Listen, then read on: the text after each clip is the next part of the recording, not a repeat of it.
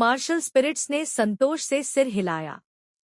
लेकिन मेरे लॉर्ड्स, चूंकि वे पहले ही आ चुके हैं। प्रेसिडेंट माओ लिन ने तीनों को उम्मीद भरी आंखों से देखते हुए सावधानी से पूछा, तो क्या मैं आप तीनों लॉर्ड्स को परेशान कर सकता हूं कि आप एक्शन लें और उन्हें तुरंत खत्म कर दें? जल्दी मत करो, वे तो बस कुछ कचरे हैं। इस पॉट की शराब खत्म करने के बाद उनसे निपटने में जल्दबाजी नहीं है। उस मार्शल स्पिरिट एक्सपर्ट ने हल्के से शराब का पॉट उठाया और खुद प्रेसिडेंट माओ लिन के लिए एक कप डाला। ठीक है, तो मैं पहले आप तीनों लॉर्ड्स के साथ इस पॉट की शराब खत्म करता हूँ। हाँ हाँ। यह देखकर कि तीनों कितने रिलैक्स्ड और उदासीन थे, प्रेसिडेंट माओ लिन ने भी बस रिलैक्स हो गया। उसने 1 दर्जन से भी ज्यादा नौकरानियों को भी बुलाया ताकि उनका मनोरंजन कर सके और 3 मार्शल स्पिरिट्स को और संतुष्ट कर सके। एक पल के लिए हॉल में हंसी गूंज उठी और गायन और नृत्य जोरों पर थे। मेरे लॉर्ड्स, यह शराब सबसे तेज है जो मुझे मिल सकी, बिल्कुल आपके ऑर्डर के अनुसार, प्रेसिडेंट माओ लिन ने खुशी से कहा। हम बुरा नहीं है, इस शराब में काफी किक है। मार्शल स्पिरिट एक्सपर्ट्स में से एक खड़ा हुआ और प्रेसिडेंट माओ लिन के कंधे को थपथपाया। उसके भटकते हाथ एक नौकरानी को कुछ बार ग्रोप करना नहीं भूले। जल्द ही टेबल पर शराब खत्म हो गई। 3 मार्शल स्पिरिट एक्सपर्ट्स धीरे धीरे खड़े हुए, थोड़े नशे में, और प्रेसिडेंट माओ लिन और उनके बेटे से कहा, चलो हम बाहर जाते हैं और उन लोगों को निपटाते हैं जिन्हें यी फेंग बुलाया है, फिर वापस आकर शराब पीना जारी रखेंगे। यह सुनकर प्रेसिडेंट माओ लिन और उनके बेटे मुस्कुराना बंद नहीं कर सके। इस तरह न केवल उसके चैम्बर ऑफ कॉमर्स का संकट टल जाएगा, बल्कि समस्या को स्रोत पर ही हल किया जा सकता था, जिससे बाओफेंग चैम्बर ऑफ कॉमर्स सीधे खत्म हो जाता। सबसे महत्वपूर्ण बात, 3 मार्शल स्पिरिट एक्सपर्ट्स के बैकिंग के साथ किंगशान सेक्ट से किसी भी मुसीबत का डर नहीं था।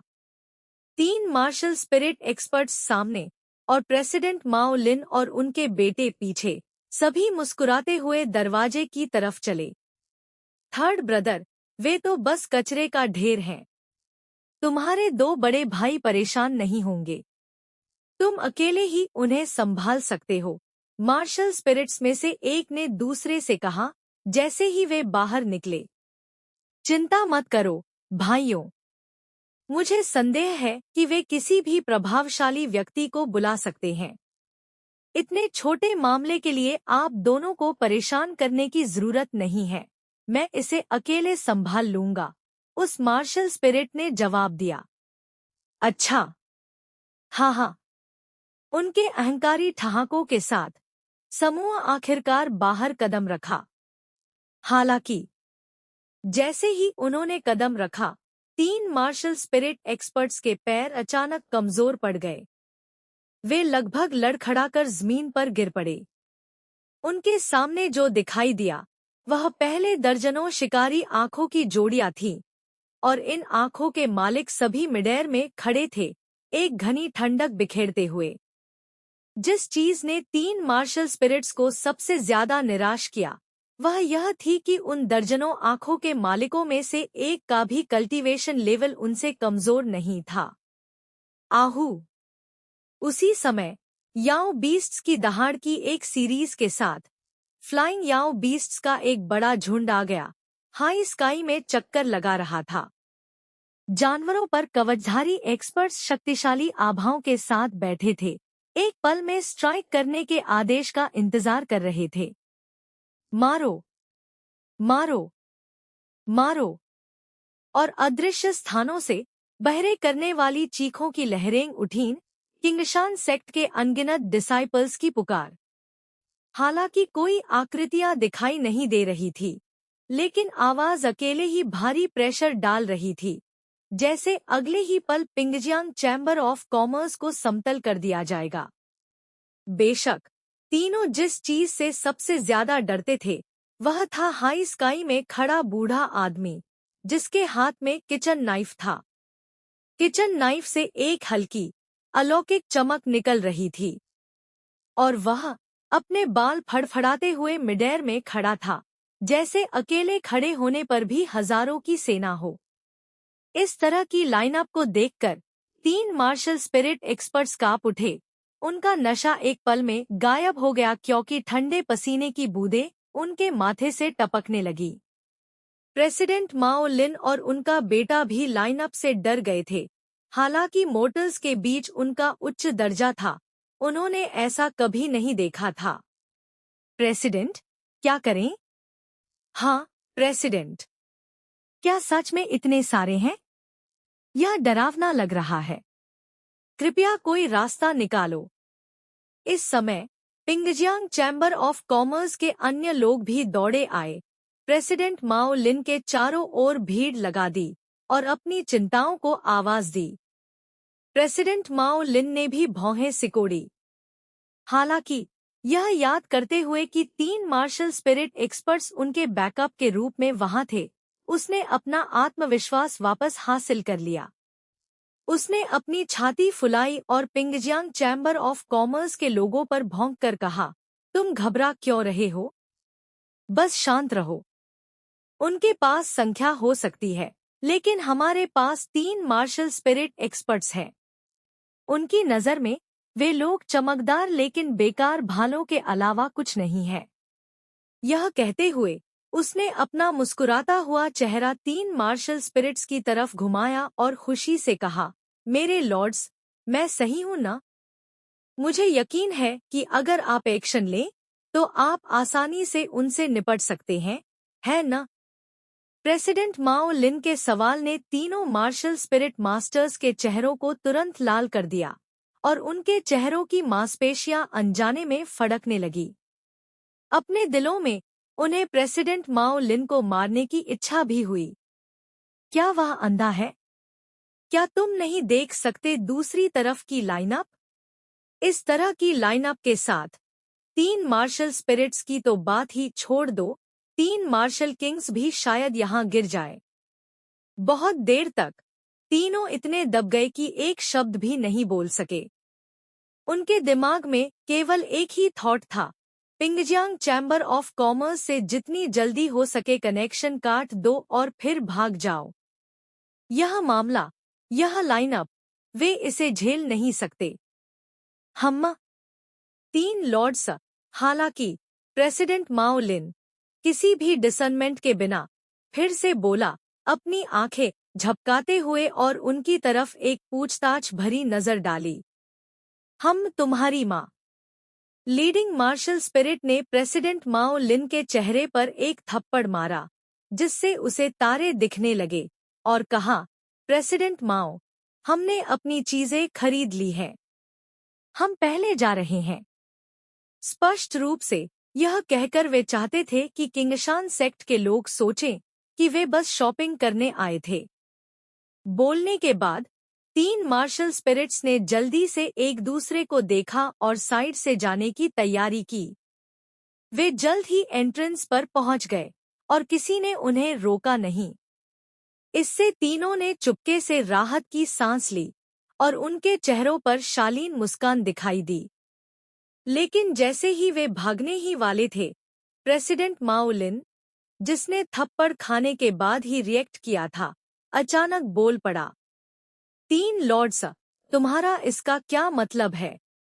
क्या तुमने अभी अभी हमें इन लोगों से निपटने में मदद करने की कसम नहीं खाई थी?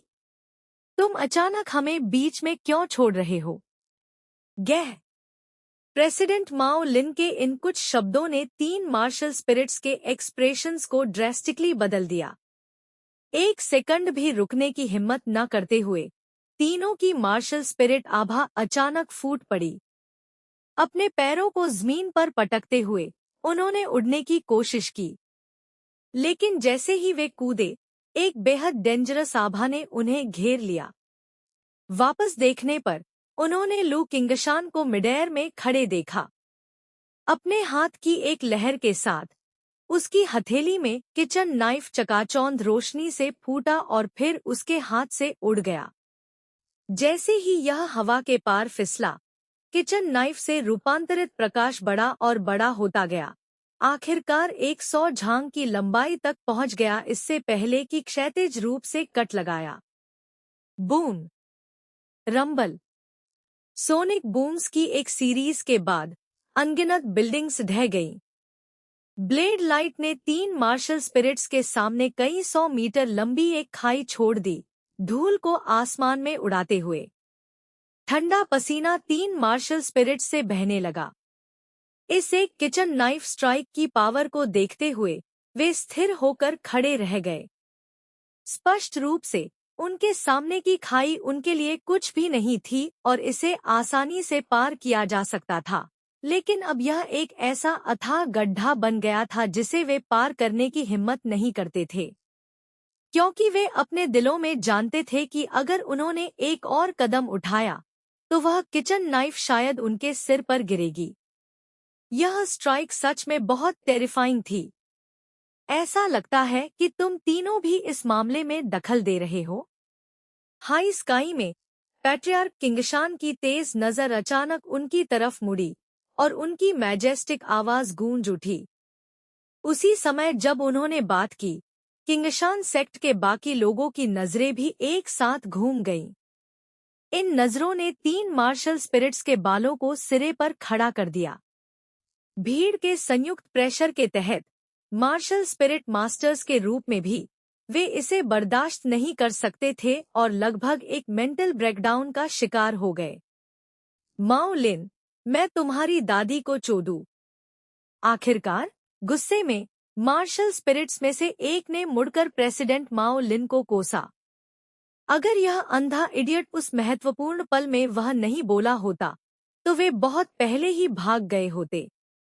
मैं तुमसे पूछ रहा हूँ, क्या तुमने भी इस मामले में दखल दिया? पैट्रियार्क किंगशान उनके आपसी झगड़े की परवाह नहीं करते थे। उनकी पूछताछ की आवाज फिर से गूंज उठी। यह जानते हुए कि वे इससे बच नहीं सकते, 3 मार्शल स्पिरिट्स केवल इसका सामना कर सकते थे। उन्होंने हिम्मत जुटाई और कहा, सच में, हमने दखल दिया। लेकिन तो क्या? भले ही हम तीनों तुम्हारे बराबर नहीं हैं, अगर तुम सच में हमारे खिलाफ मूव करना चाहते हो तो तुम्हें हमारी आइडेंटिटीज को तौलना होगा। ओह! पैट्रियार्क किंगशान की आंखें थोड़ी सिकुड़ गईं।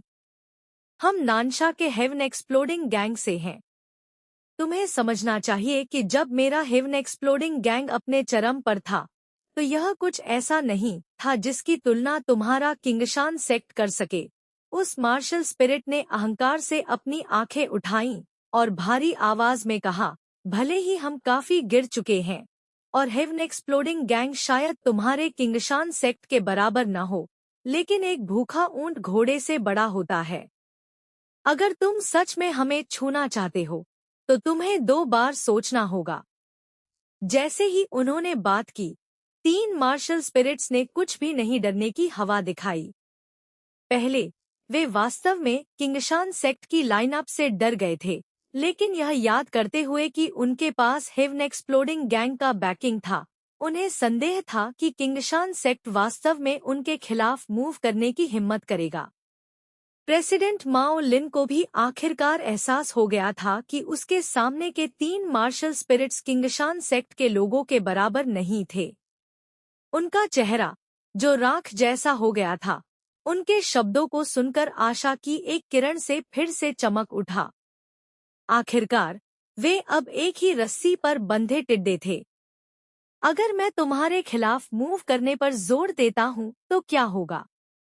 पैट्रियार्क किंगशान की पुतलियां थोड़ी सिकुड़ गईं जब उन्होंने ठंडेपन से कहा, तो मेरा हेवन एक्सप्लोडिंग गैंग निश्चित रूप से इसे जाने नहीं देगा।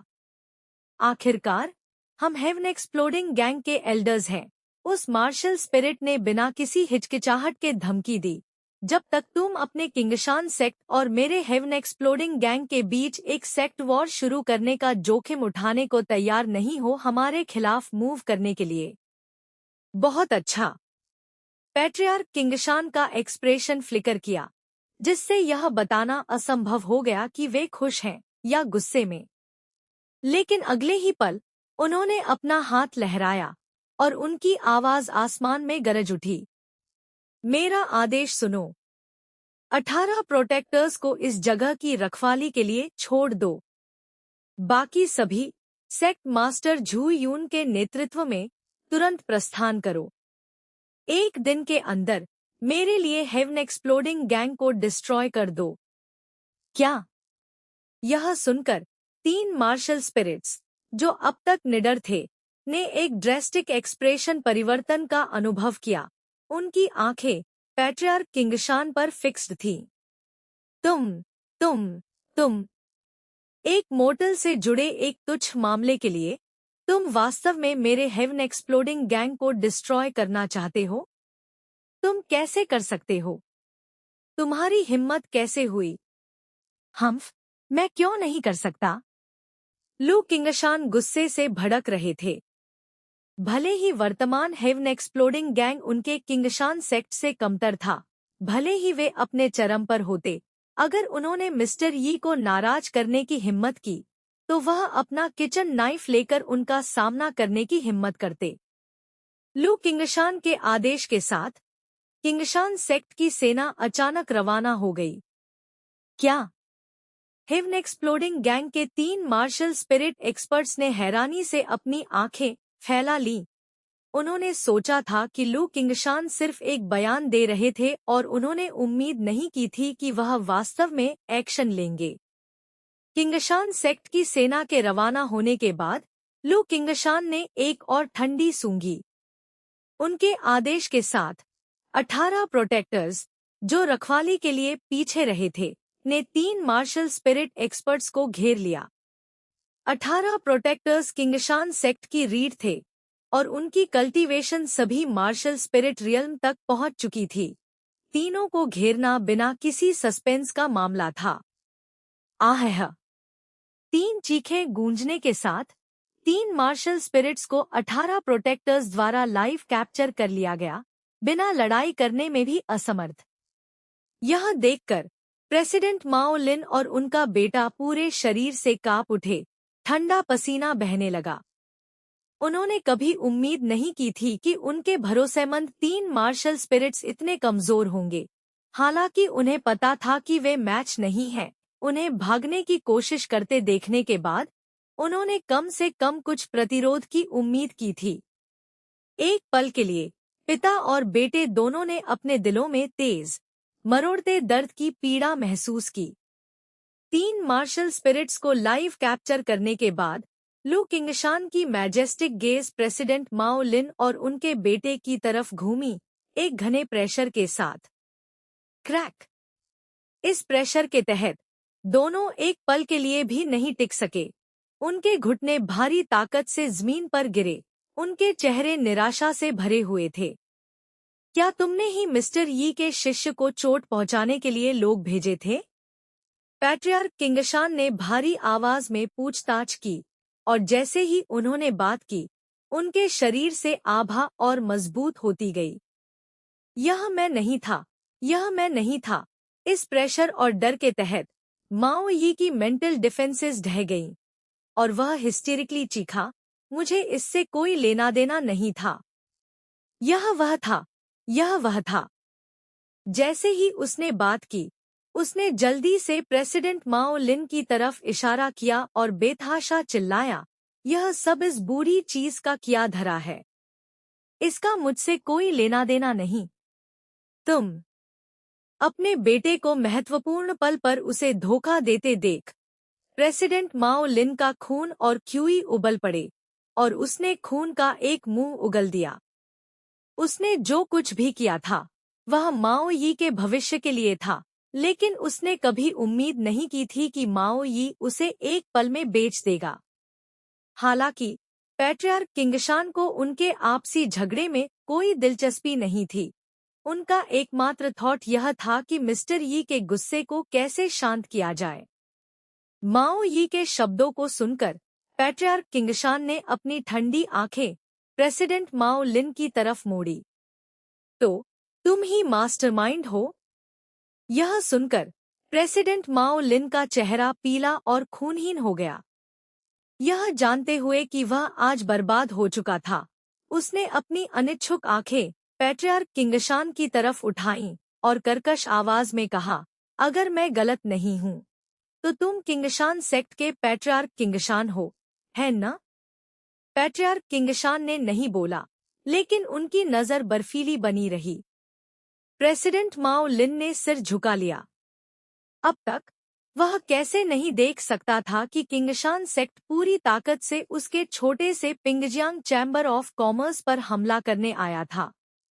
वह बस समझ नहीं पा रहा था कि एक मामूली ही फेंग ने इतनी बड़ी प्रतिक्रिया क्यों पैदा की, यहाँ तक कि पैट्रियार्क किंगशान को साधना से बाहर लाया और पूरे सेक्ट को पूरी ताकत से जुटाया।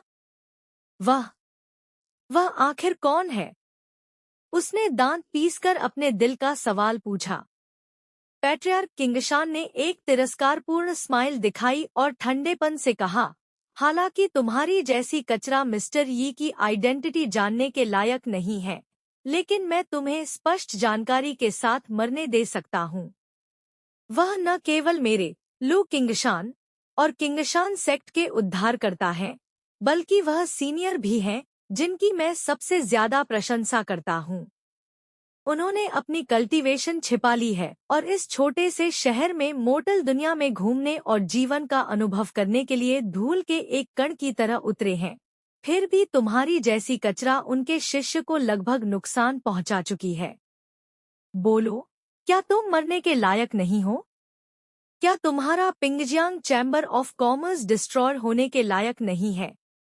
जैसे ही पैट्रियार्क किंगशान के शब्द गिरे, वे प्रेसिडेंट माओ लिन के दिमाग में गरज की तरह गूंज उठे। उसकी आंखें पूरी तरह से अविश्वास से फैल गईं।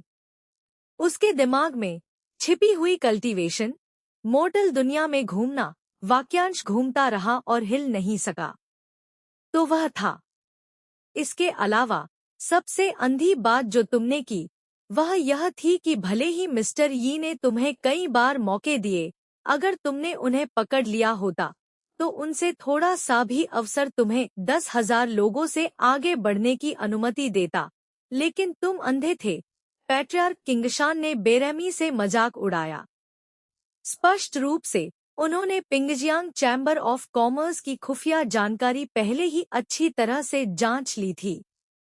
पफ्ट। पैट्रियार्क किंगशान के इन शब्दों ने प्रेसिडेंट माओ लिन के सबसे दर्दनाक बिंदु पर प्रहार किया। गुस्से से भरकर उसने खून का एक और मुंह उगल दिया। वास्तव में कौन इनकार कर सकता था? उसके पास मूल रूप से पहल लेने और उस व्यक्ति के साथ साझेदारी करने, एक अच्छा संबंध स्थापित करने का अवसर था, लेकिन उसने इसे अपने ही हाथों से फेंक दिया था। नफरत, पछतावा। चूंकि हालात ऐसे आ गए हैं तो मर जाओ अपने अगले जन्म में और ज्यादा विवेक रखना। पैट्रियार्क किंगशान के पास प्रेसिडेंट माओ लिन के साथ बातचीत करने का और धैर्य नहीं था। उन्होंने अपनी हथेली हल्के से दबाई और एक विशाल आभा कुचलने के लिए नीचे आई। इस प्रेशर के तहत प्रेसिडेंट माओ लिन की मेरिडियंस टूट गईं और उनके आंतरिक अंग टुकड़े टुकड़े हो गए। उनकी आंखें चौड़ी, वह जमीन पर ढह गए। बधाई मेरे लॉर्ड, अपराधी को मारने के लिए। माओ यी बगल से बेतहाशा चीखा। तो मेरे लॉर्ड, क्या आप अब मुझे जाने दे सकते हैं? हम्फ, तुम मरने के और भी लायक हो। पैट्रियार्क किंगशान ने ठंडेपन से सूंघा और उसे एक मजाक उड़ाने वाली नजर दी।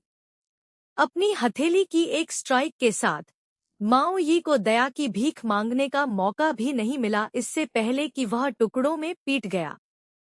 उनकी उदासीन गेज उन पर टिकी नहीं रही। उन्होंने अपनी ग्लूमी आंखें उन 3 मार्शल स्पिरिट्स की तरफ मोड़ी। अब तुम्हारी बारी है। 3 मार्शल स्पिरिट्स डरे हुए दिखे और धमकी दी, अगर तुमने हमें छूने की हिम्मत की तो हेवन एक्सप्लोडिंग गैंग तुम्हें नहीं छोड़ेगा। क्या ऐसा है?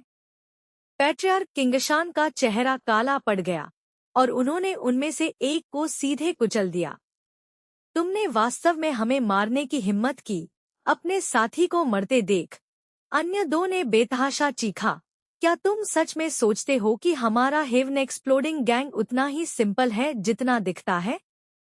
हम गारंटी देते हैं कि तुम्हारे किंगशान सेक्ट के हर व्यक्ति को दफनाने की जगह नहीं मिलेगी। शोर मत करो। लू किंगशान ने अपनी हथेलियां आगे बढ़ाई, सीधे उनकी जानें खत्म कर दी। हा हा हा। हालांकि जैसे ही लू किंगशान रिलैक्स हुए, उनके शरीर से 3 ब्लू स्मोक की धाराएं बह निकली। तुम हमें मार नहीं सकते। अगर तुम में हिम्मत है तो हेवन एक्सप्लोडिंग गैंग में हमें ढूंढने आओ। हम तुम्हारा इंतजार करेंगे। हा हा हा। जैसे ही आवाज फीकी पड़ी, 3 ब्लू स्मोक की धाराएं पलक झपकते ही गायब हो गईं। धिक्कार है। पैट्रियार्क किंगशान का एक्सप्रेशन ड्रेस्टिकली बदल गया। वे उनका पीछा करना चाहते थे, लेकिन उन्हें रोकने का कोई रास्ता नहीं था। उन्होंने कभी उम्मीद नहीं की थी कि तीनों के पास ऐसी सीक्रेट टेक्निक होगी। प्रेसिडेंट यिन जियोंग।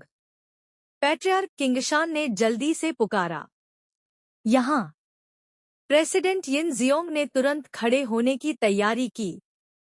प्रेसिडेंट माओ लिन और बाकियों के सिर लेकर मिस्टर यी के पास जाओ। मुझे जाकर उन तीनों की जान लेनी है, पैट्रियार्क किंगशान ने आदेश दिया।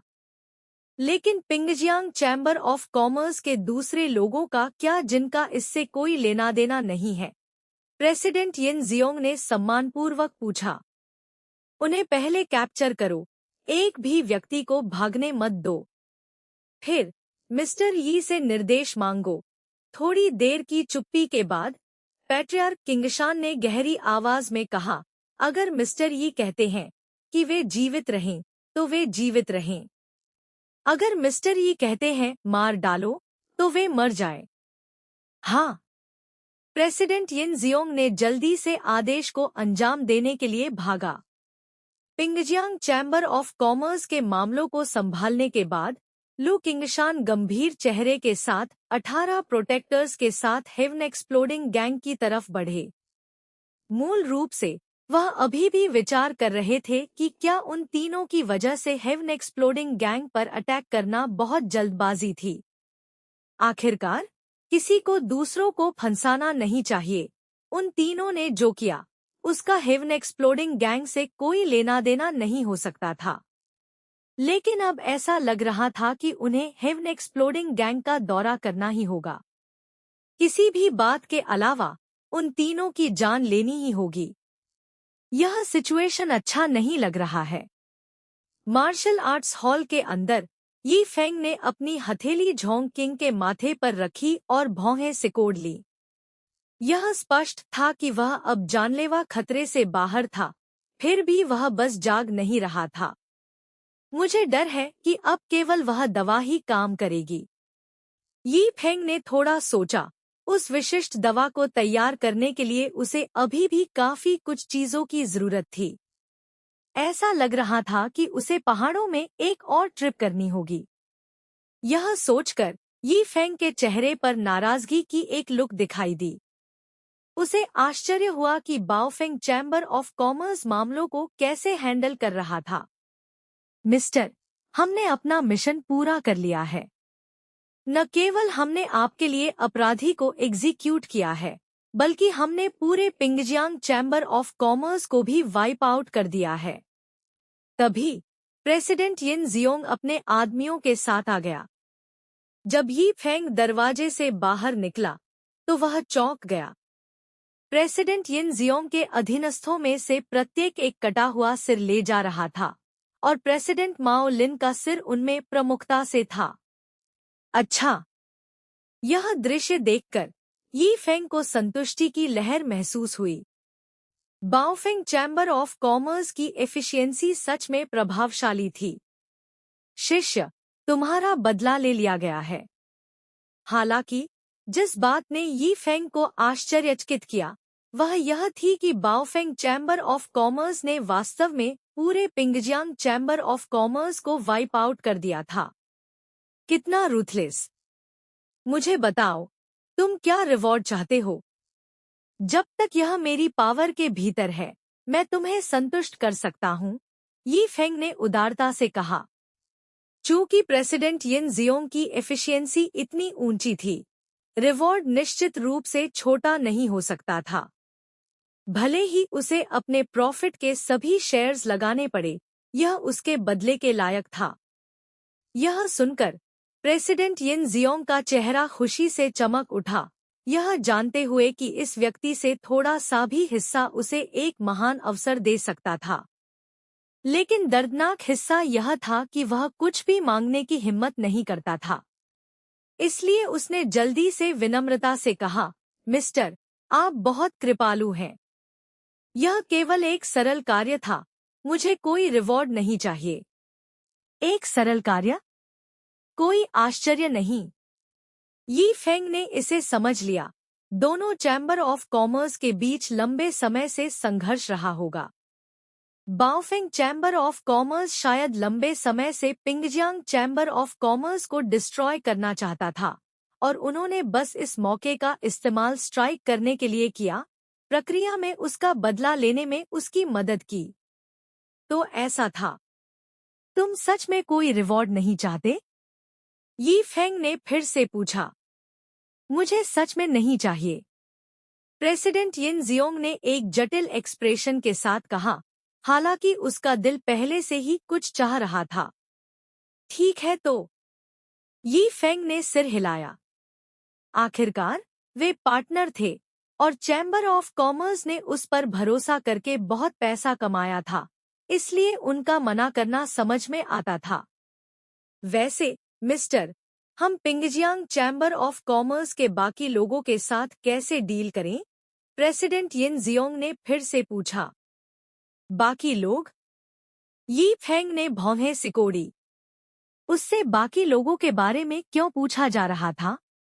लेकिन सोचने पर यह समझ में आता था। चूंकि इतनी सारी जानें शामिल थी, यहाँ तक कि प्रेसिडेंट यिन जियोंग चैम्बर के प्रमुख के रूप में भी अकेले फैसला नहीं कर सकते थे। उसकी सलाह मांगना उचित था। उस स्थिति में अपना मन बोलने में कोई बुराई नहीं थी। अपनी ठुड्डी सहलाते हुए यी फेंग ने कहा, मुझे लगता है कि अगर वे बुरे लोग नहीं हैं, तो उन्हें सबको मारने की जरूरत नहीं है। उनकी जान बख्शना कर्म का एक रूप माना जा सकता है। बेशक, जो मरने के लायक हैं, उन्हें बचना नहीं चाहिए। प्रेसिडेंट यिन जियोंग ने तुरंत समझ लिया और मदद नहीं कर सका, लेकिन प्रशंसा महसूस कर सका। एक एक्सपर्ट सच में एक एक्सपर्ट था। इस तरह की उदासीनता और उदारता सामान्य लोगों से तुलना नहीं की जा सकती थी। उसने जल्दी से सच्ची प्रतिबद्धता के साथ कहा, मिस्टर सच में धर्मात्मा है। कुछ नहीं। यी फेंग ने स्माइल के साथ कहा। तो मिस्टर, क्या हम पहले अन्य मामलों को संभालने जाएं? प्रेसिडेंट यिन जियोंग ने सम्मानपूर्वक कहा। ठीक है, अपना ख्याल रखना। जब भी समय मिले, आना। यी फेंग ने स्माइल के साथ सिर हिलाया और विनम्रता से कहा। यह सुनकर प्रेसिडेंट यिन जियोंग कांप गया। उसके चेहरे पर तीव्र उत्तेजना दिखाई दी। निश्चित रूप से, निश्चित रूप से। हालांकि मिस्टर ने उसे कोई रिवॉर्ड नहीं दिया, लेकिन यह एक वाक्य किसी भी रिवॉर्ड से ज्यादा भारी था, क्योंकि इसका मतलब था कि मिस्टर ने उसे एक्सेप्ट कर लिया था। लंबे समय में यह किसी भी हेवन एंड अर्थ ट्रेजर से बेहतर था। उसी समय लो किंगशान पहले से ही 18 प्रोटेक्टर्स के साथ हेवन एक्सप्लोडिंग गैंग पर पहुंच चुके थे। लेकिन जैसे ही वे पहुंचे, उनका चेहरा काला पड़ गया। उनके किंगशान सेक्ट के 36 हेवनली स्पिरिट्स और 72 अर्थली फिएंड्स, विभिन्न एल्डर्स और सेक्ट मास्टर झू यून के साथ, वास्तव में एक विशाल फॉर्मेशन के अंदर फंसे हुए थे। क्या हुआ? पैट्रियार्क किंगशान ने एक वॉइस ट्रांसमिशन भेजा। जूनियर मार्शल अंकल, भाग जाओ। यह हेवन एक्सप्लोडिंग गैंग उतना सिंपल नहीं है जितना सतह पर दिखता है, सेक्ट मास्टर झू यून ने वॉइस ट्रांसमिशन के जरिए कहा, जबकि उन्होंने भीड़ का फॉर्मेशन के प्रेशर का विरोध करते हुए नेतृत्व किया। पैट्रियार्क किंगशान का दिल बैठ गया, और जैसे ही वे सोच रहे थे कि क्या करना है, क्राइसिस की एक मजबूत भावना उन पर हावी हो गई। उन्होंने तब एक व्हाइट रोब्ड फिगर को फॉर्मेशन के ऊपर दिखाई देते देखा। फिगर अपने हाथ पीठ के पीछे खड़ा था, उसकी ठंडी आंखें पैट्रियार्क किंगशान पर फिक्स्ड थी। हिस। पैट्रियार्क किंगशान का एक्सप्रेशन ड्रेस्टिकली बदल गया। यह एक मार्शल एम्परर पावर हाउस था। हेवन एक्सप्लोडिंग गैंग वास्तव में इतनी गहराई छिपा रहा था। उनके पास एक मार्शल एम्परर भी था। आखिरकार व्हाइट रोब्ड मैन ने अपनी गेज घुमाई और उदासीनता से पूछा, एक मामूली छोटा किंगशान सेक्ट वास्तव में मेरे हेवन एक्सप्लोडिंग गैंग पर अटैक करने की हिम्मत करता है? कितनी बहादुरी! पैट्रियार्क किंगशान का चेहरा ग्लूमी था, लेकिन उन्होंने अपना कंपोजर नहीं खोया। उन्होंने सिर उठाया और कहा, क्या मैं पूछ सकता हूँ कि आप कौन हैं? ये बेई। व्हाइट रोब्ड मैन से एक उदासीन आवाज आई। ये बेई? पैट्रियार्क किंगशान अचानक चौंक गए, नानशा की एक लेजेंड को याद करते हुए। 10 साल पहले एक जीनियस मास्टर बिना किसी चेतावनी के उभरा, 20 साल की उम्र में मार्शल किंग रियल्म तक पहुंच गया। लेकिन जैसे ही उसकी प्रसिद्धि अपने चरम पर थी, वह बिना किसी निशान के गायब हो गया। कई लोगों ने अनुमान लगाया कि वह किसी सीक्रेट रियल्म में मर गया होगा। उन्होंने कभी उम्मीद नहीं की थी कि वह आदमी हेवन एक्सप्लोडिंग गैंग में शामिल हो गया था और सिर्फ 10 सालों में एक मार्शल स्पिरिट से मार्शल एम्परर में एडवांस कर चुका था। इतनी टैलेंट! यह बस टेरिफाइंग थी। मुझे उम्मीद नहीं थी कि मैं तुमसे यहाँ टकराऊंगा, पैट्रियार्क किंगशान ने भारी आवाज में कहा। लेकिन क्या तुम जानते हो कि तुम्हारे हेवन एक्सप्लोडिंग गैंग के 3 एल्डर्स बाहर बेकानूनी काम कर रहे हैं और किसी ऐसे व्यक्ति को नाराज कर चुके हैं जिसे उन्हें नाराज नहीं करना चाहिए था? तो क्या? ये बेई ने ठंडेपन से जवाब दिया। तुम। पैट्रियार्क किंगशान का चेहरा गुस्से से राख जैसा हो गया। तुम्हारा कहना है कि हेवन एक्सप्लोडिंग गैंग ने उन तीनों को उस सीनियर को नाराज करने के लिए उकसाया? मुझे उनके मामलों के बारे में कुछ नहीं पता, ये बेई ने उदासीनता से कहा। अच्छा, चूंकि तुम्हारा स्कूल अनजान है, तो स्वाभाविक रूप से हम हमारे सेक्ट्स के बीच वॉर नहीं भड़काएंगे, पैट्रियार्क किंगशान ने गंभीरता से कहा। लेकिन मुझे तुमसे उन तीनों को सौंपने की जरूरत है। मुझे वापस जाकर उस सीनियर को रिपोर्ट करनी है। यह सुनकर ये बेई की भौहें फड़क गईं। तुमने मेरे सेक्ट के 3 एल्डर्स के फिजिकल बॉडीज को उड़ा दिया और अब तुम्हारे पास लोगों की मांग करने की हिम्मत है। तुम्हारा मुंह काफी बड़ा है, ये बेई ने ठंडेपन से कहा। क्या तुम्हें यह नहीं सोचना चाहिए कि तुम्हारा किंगशान सेक्ट अभी कैसे बचेगा? पैट्रियार्क किंगशान का चेहरा फ्रस्ट्रेशन से मुड़ गया, लेकिन उन्होंने फिर भी दृढ़ता से कहा, योर एक्सेलेंसी, यह मामला मेरे किंगशान सेक्ट की वजह से शुरू नहीं हुआ, बल्कि इसमें एक और सीनियर शामिल है। मैं आशा करता हूँ कि आप इसे गंभीरता से विचार करेंगे। विचार करने की कोई जरूरत नहीं है। उन्हें सौंपना असंभव है, ये बेई ने ठंडे एक्सप्रेशन के साथ कहा। भले ही कोई सीनियर उन्हें मांगने आए, तो उसे बोलो कि वह खुद रेंग कर यहाँ आए। तुम। पैट्रियार्क किंगशान ने गुस्से से कहा, अच्छा, अच्छा, अच्छा। मुझे उम्मीद है कि जब तुम ऐसी बातें कहते हो, तो तुमने नतीजों को तौला होगा। क्या तुम मुझे धमकी दे रहे हो? ये बेई का एक्सप्रेशन काला पड़ गया और उसका हाथ जो उसकी पीठ के पीछे था, अचानक स्ट्राइक करने के लिए बाहर आया। अगले ही पल आसमान में एक मोटी पाम प्रिंट बड़ी और बड़ी होती गई, हेवनली माइट की तरह नीचे दबा रही थी। इस प्रेशर के तहत पैट्रियार्क किंगशान के बगल के 18 प्रोटेक्टर्स अब खड़े नहीं रह सके और जमीन पर गिर गए, जबकि फॉर्मेशन के अंदर सेक्ट मास्टर झू यून ने भी गहरी चिंता का एक लुक दिखाया। एक मार्शल एम्परर पावर हाउस सच में शक्तिशाली है। पैट्रियार्क किंगशान का एक्सप्रेशन गंभीर हो गया। ऐसे पावर हाउस का सामना करते हुए उन्होंने लापरवाह होने की हिम्मत नहीं की। उन्होंने तुरंत अपने हाथ में किचन नाइफ को बलिदान किया और आसमान से उतरते विशाल पाम की तरफ कट लगाया। छी! इस स्ट्राइक के तहत आसमान ने एक चकाचौंध रोशनी बिखेरी और फिर वह टेरिफाइंग पाम प्रिंट फट गया, मिडेयर में कुछ भी नहीं बन गया। क्या ये बेई, जिसका चेहरा अब तक शांत रहा था, ने आखिरकार यह देखकर अविश्वास का एक लुक दिखाया। एक मामूली मार्शल किंग वास्तव में मेरी पाम स्ट्राइक को आसानी से तोड़ सकता है। तुम काफी कुछ हो, ये बेई ने अपनी आंखों में एक ठंडी चमक के साथ कहा। मुझे वह चाकू दे दो और मैं तुम्हारी जान बख्श सकता हूँ। हम्फ, असंभव। पैट्रियार्क किंगशान के चेहरे पर दृढ़ता की एक लुक दिखाई दी। यह चाकू उन्हें यी फेंग ने दिया था, वह इसे कैसे सौंप सकते थे? नहीं दोगे? तो मुझे इसे लेना ही होगा। जैसे ही ये बेई की आवाज गिरी, वह अगले ही पल पैट्रियार्क किंगशान के सामने था, एक पाम स्ट्राइक करते हुए। इस पाम स्ट्राइक ने हवा के तेज झोंके उठाए और हवा लगभग डिस्टॉर्ट हो गई। पैट्रियार्क किंगशान का एक्सप्रेशन ड्रेस्टिकली बदल गया और उन्होंने सहज रूप से अपने हाथ में किचन नाइफ से कट लगाया। हम्मा! पाम ने किचन नाइफ पर प्रहार किया और ये बेई का एक्सप्रेशन बेतहाशा बदल गया क्योंकि वह पीछे की ओर उड़ गया।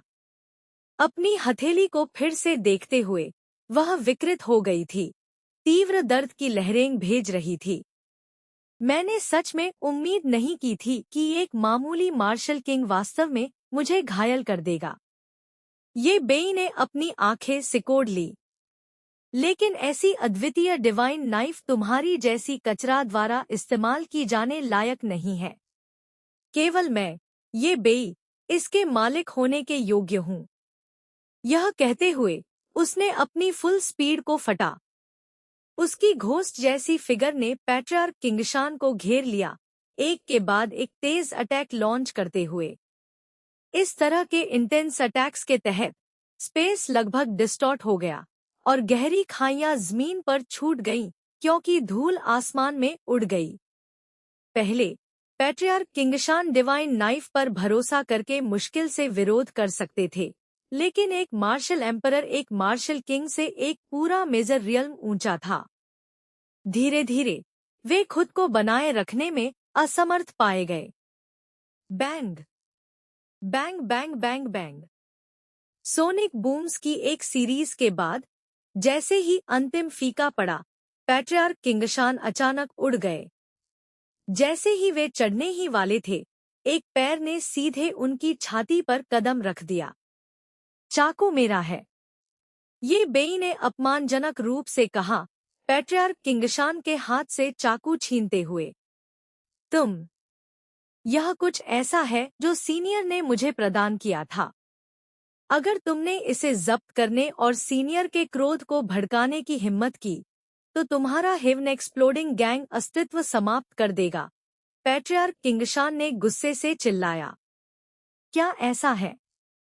सीनियर यह, सीनियर वह। मैं देखना चाहता हूँ कि क्या सच में ऐसा कोई व्यक्ति है। ये बेई ने तिरस्कार से कहा, उसकी हथेली अचानक खुली और पैट्रियार्क किंगशान के सिर के ऊपर उतरी। Soul search. पैट्रियार्क किंगशान का चेहरा ड्रेस्टिकली बदल गया क्योंकि उन्होंने बेतहाशा संघर्ष किया, लेकिन वे शक्तिहीन थे और केवल अपनी मेमोरीज को बाहर निकलते महसूस कर सकते थे। बहुत देर के बाद ये बेई के मुंह के कोने ऊपर उठ गए। सच में ऐसा व्यक्ति है, लेकिन वह कुछ खास नहीं लगता। हालांकि चूंकि वह तुम्हें ऐसा डिवाइन आर्टिफैक्ट प्रदान कर सकता है, तो उसके पास अन्य अच्छी चीजें भी होनी चाहिए। उस स्थिति में मैं खुद उससे मिलने जाऊंगा। यह मेरे हेवन एक्सप्लोडिंग गैंग के उदय के लिए एकदम सही फाउंडेशन होगा। यह कहते हुए उसने पैट्रियार्क किंगशान के शरीर को लात मारी, उन्हें ग्रैंड फॉर्मेशन में उड़ा दिया। तुम सब कचरे, बस यहीं सड़ते रहो और अपना भला करो। उसके साथ एक स्मर्क उसके चेहरे पर दिखाई दिया क्योंकि उसने पिंगजियांग सिटी की तरफ देखा। अपने शरीर के एक फ्लिक के साथ वह उड़ गया। एक मार्शल एम्परर की स्पीड सच में टेरिफाइंग होती है। जल्द ही ये बेई पिंगजियांग सिटी पहुंच गया। पैट्रियार्क किंगशान की मेमोरीज में दिए गए रूट का पालन करते हुए वह मार्शल आर्ट्स सेंटर की तरफ तेजी से बढ़ा। फिर एक छलांग के साथ वह छोटे मार्शल आर्ट्स सेंटर के एंट्रेंस पर पहुंच गया। उसी समय मैनहोल कवर के नीचे फंसा स्कल ने अपना मुंह खोला। आबा आबा।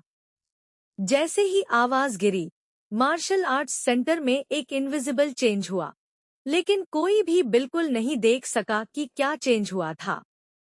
चेंज के बाद स्कल ने अपने होंठ चटकाए और अपना क्राउन मैनहोल कवर के खिलाफ रगड़ा, इसे ग्राइंड करके भागने की कोशिश कर रहा था। हम्फ। मैंने सोचा वह कोई अद्वितीय मास्टर था, और प्लेग में मार्शल इंटेंट होने की क्या बात थी। ये बेई की आंखों ने वो प्लेग को साइज किया। इसे लंबे समय तक ऑब्जर्व करने के बाद उसने तिरस्कार से बोला, इस साइन पर मार्शल इंटेंट कहाँ थी? यह स्पष्ट रूप से सिर्फ एक ऑर्डिनरी साइन था, जितना कॉमन हो सकता था। यह सोचकर वह लापरवाही से मार्शल आर्ट्स सेंटर के फ्रंट हॉल की तरफ चला। स्टेप्स को पास करते हुए वह रुका और थ्रेशहोल्ड स्टोन को नीचे देखा। उसके होंठों पर एक स्मर्क खेला। यह व्यक्ति वास्तव में थोड़ा इंटरेस्टिंग है, लेकिन बस इतना। वह बूढ़ा कचरा किंगशान सिर्फ भावुक हो रहा था, कल्पना कर रहा था कि यह व्यक्ति कितना पावरफुल था। सबसे अधिक संभावना वह सिर्फ एक चमकदार लेकिन बेकार मोम से बना चांदी का भाला है। एक ठंडी मजाक के साथ वह फ्रंट हॉल में कदम रखा। जब वह पहली बार एंटर किया तो वह अभी भी कुछ हद तक कॉशियस था। आखिरकार पैट्रियार्क किंगशान की मेमोरीज ने बताया कि इस फ्रंट हॉल में 18 पेंटिंग्स ऑफ डिवाइन वेपन्स थी, और वे कितनी इनक्रेडिबली पावरफुल थी। लेकिन अब, हालांकि पेंटिंग्स वहां थी, उनमें कोई स्पिरिचुअल क्यूई नहीं थी। फ्लक्चुएशंस की तो बात ही छोड़ दो। डेकोरेटिव होने के अलावा वे स्क्रैप पेपर से ज्यादा कुछ नहीं थी। वह अब निश्चित था कि यह तथाकथित अद्वितीय मास्टर केवल लू किंगशान के खराब जजमेंट और जंगली इमेजिनेशन का परिणाम था। बेशक इस व्यक्ति के पास कुछ फाउंडेशन था, जैसे एंट्रेंस पर स्काई शेकिंग स्टोन। यह आखिर एक इंपीरियल ग्रेड ट्रेजर था, प्लस पैट्रियार्क किंगशान का किचन नाइफ। हालांकि यह ये बेई के इंटेंट्स के लिए और भी बेहतर था। चूंकि तुम इस पैथेटिक मार्शल आर्ट्स सेंटर के साथ मिस्टिक खेलना चाहते हो, मैं तुम्हारी इच्छा पूरी करूंगा और तुम्हारे जिम को चैलेंज करने आऊंगा।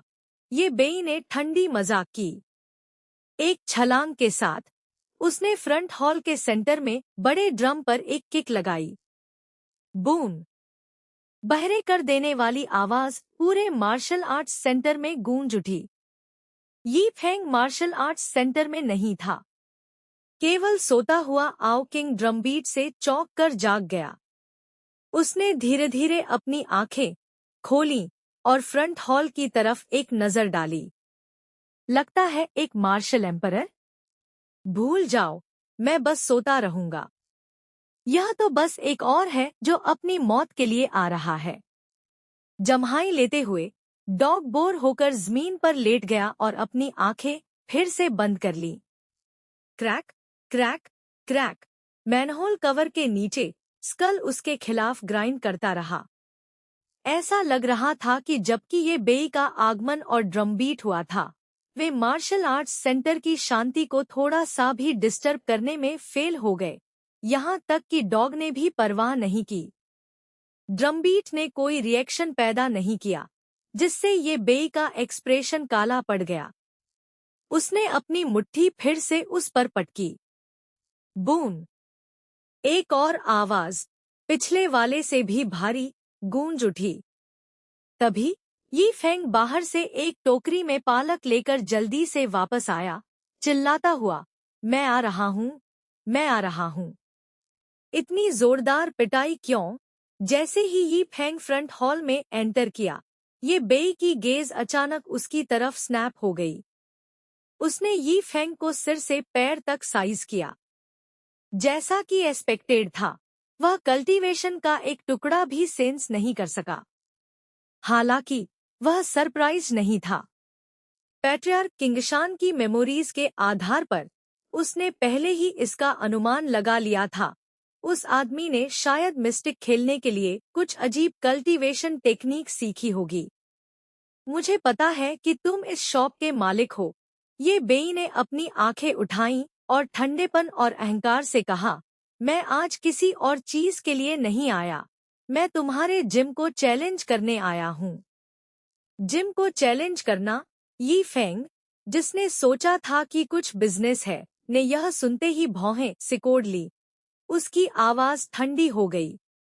क्या तुम जानते हो कि यहाँ जिम को चैलेंज करने का क्या मतलब है? बेशक जानता हूँ। ये बेई के होंठ एक ठंडी, अहंकारी स्माइल में मुड़ गए।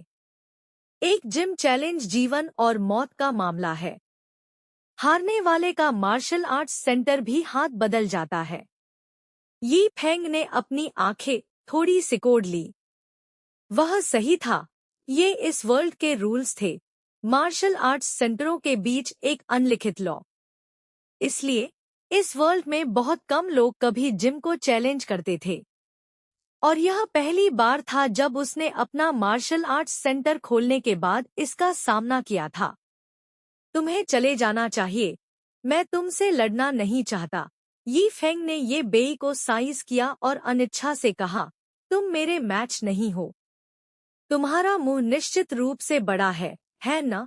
इतना अपमानित होने पर ये बेई से एक मोटी, हानिकारक आभा फूट पड़ी। उसने ठंडेपन से कहा, मैं तुम्हें सच बताता हूँ। मैं यहाँ विशेष रूप से इसी के लिए आया हूँ। मैं निश्चित रूप से तुम्हारे जिम को चैलेंज कर रहा हूँ। यह सुनकर यी फेंग ने सिर हिलाया। चूंकि यह एक मार्शल आर्ट्स सेंटर था, वे सब मोर्टल होने चाहिए थे। वह मोर्टल्स के बीच लड़ाई से नहीं डरता था। आखिरकार 18 वेपन्स में उसकी महारत भगवान जैसी थी। क्या इस आदमी ने सच में सोचा था कि वह कोई आसान शिकार था? ठीक है, चूंकि तुम लड़ना चाहते हो, मैं राजी हूँ। उसके साथ यी फेंग ने अपनी बाह पालक की टोकरी के माध्यम से हुक की और अपने दूसरे हाथ से ये बेई को इशारा किया। तुम ठीक है, ठीक है, ठीक है। तुम सब्जी की टोकरी भी नहीं रखोगे? तुम काफी एक्टर हो, लेकिन बस यह सुनिश्चित करो कि तुम एक पल में रोना शुरू न कर दो। ऐसा तिरस्कार देखकर ये बेई ने अपने दांत पीस लिए। उसकी हथेलियां अचानक हिली, कॉम्प्लेक्स हैंड सील्स की एक सीरीज बनाते हुए। उसके मेरिडियंस के अंदर की सारी पावर मोबिलाइज हो गई। जैसे ही अंतिम सील पूरी हुई, एक मार्शल एम्परर की सारी हिडन फोर्स से युक्त एक स्ट्राइक यी फेंग की तरफ उमड़ पड़ी। उसने इस स्ट्राइक में कुछ भी नहीं रोका। परीक्षण का कोई तत्व नहीं था। उसका लक्ष्य एक ही ब्लो में यी फेंग को बुरी तरह से घायल करना था। Go to hell. ये बेई की आंखों में कोल्ड लाइट फ्लिकर की। उसका अटैक करीब और करीब आता गया। उसके व्यू में एक मार्शल एम्परर की full force strike, inner energy से भरी हुई, उस अहंकारी, धोखेबाज यी फेंग को उसकी हथेली के नीचे मारने के लिए बाध्य थी। All show and no substance. हालांकि यी फेंग ने बस उसे एक नजर डाली और तिरस्कार का एक शब्द बोला। उस समय यह वाइट्रोब्ड युवक की आभा फियर्स लग रही थी, लेकिन उसकी आंखों में यह खामियों से भरी हुई थी। लड़का अपने शिष्य झोंग किंग को भी नहीं हरा सकता था। स्लैप। जैसे ही अटैक यी फेंग की छाती पर लगने ही वाला था, यी फेंग ने अपने शरीर को थोड़ा सा शिफ्ट करके डॉज किया, और उसी समय उस आदमी के चेहरे पर एक कैजुअल स्लैप लगा दिया। क्या? ये बेई, जो कोल्ड इंटेंट से भरा हुआ था, स्लैप से दंग रह गया, और अगले ही पल वह भारी फोर्स से जमीन पर पटक दिया गया। यह कैसे पॉसिबल है? जमीन पर गिरने के बाद भी ये बेई ने पूर्ण अविश्वास का चेहरा दिखाया। उसकी गर्वित फुल फोर्स स्ट्राइक इतनी आसानी से न्यूट्रलाइज हो गई थी, यहाँ तक कि एक मार्शल एम्परर के रूप में अपनी स्ट्रेंथ के साथ वह यह भी नहीं देख पाया था कि इसे कैसे काउंटर किया गया था। हालांकि उसके चेहरे पर जलता हुआ दर्द उसे अपमानित महसूस करा रहा था। वह ये बेई जन्म से एक जीनियस था और 30 साल की उम्र में मार्शल एम्परर रियल में कदम रख चुका था। उसे नानशा में सबसे युवा मार्शल एम्परर कहा जा सकता था और उसे इस तरह कभी अपमानित नहीं किया गया था।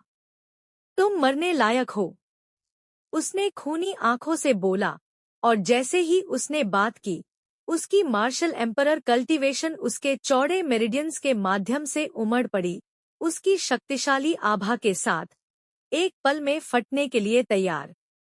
हालांकि एक पालक की टोकरी उसके सिर पर पटकी, उसे वापस जमीन पर पटक दिया। उसकी पूरी आभा और मार्शल एम्परर कल्टीवेशन को इस एक पालक की टोकरी ने फोर्सफुली सप्रेस कर दिया। पफ्ट पावर के बैकलैश के तहत ये बेई के मेरिडियंस अव्यवस्थित हो गए और उसने तुरंत खून का एक मुंह उगल दिया। तुम्हारी इस पैथेटिक स्ट्रेंथ के साथ तुम मेरे पड़ोसी बूढ़े वांग को भी नहीं हरा सकते जो मवेशी बेचता है। तुम्हें मेरे हॉल को चैलेंज करने की हिम्मत किसने दी? यी फेंग ने पालक की टोकरी पकड़े हुए नीचे देखते हुए कहा। तुम मरने लायक हो। ये अपमानजनक शब्द ये बेई के कानों में पड़े, जिससे वह और भी अपमानित महसूस करने लगा। उसका पूरा शरीर कांप उठा और बिना उठे ही उसकी हथेली चली क्योंकि उसने एक ट्रांसपेरेंट ऑर्ब को समन किया। हेवनली सोल पर्ल, उसे मार डालो। ये बेई की आंखों में इंटेंस किलिंग इंटेंट फ्लिकर किया क्योंकि उसने सीधे हेवनली सोल पर्ल को रिलीज किया, इसे यी फेंग की तरफ चार्ज करते हुए। यह उसका एब्सोल्यूट ट्रम्प कार्ड था। इसके अलावा यह हेवनली सोल पर्ल एक रेयर सेक्ट ग्रेड ट्रेजर था। उसे विश्वास नहीं था कि वह यी फेंग को नहीं मार सकता। हालांकि यी फेंग ने एक स्टॉम्प दिया। क्रैक! हत्यारा ये बेई कांप गया। उसकी आंखें यी फेंग के पैर के तलवे पर बल्ज कर गईं। हेवनली सोल पर्ल, एक सेक्ट ग्रेड ट्रेजर, बस एक स्टॉम्प से कुचल गया। गाक!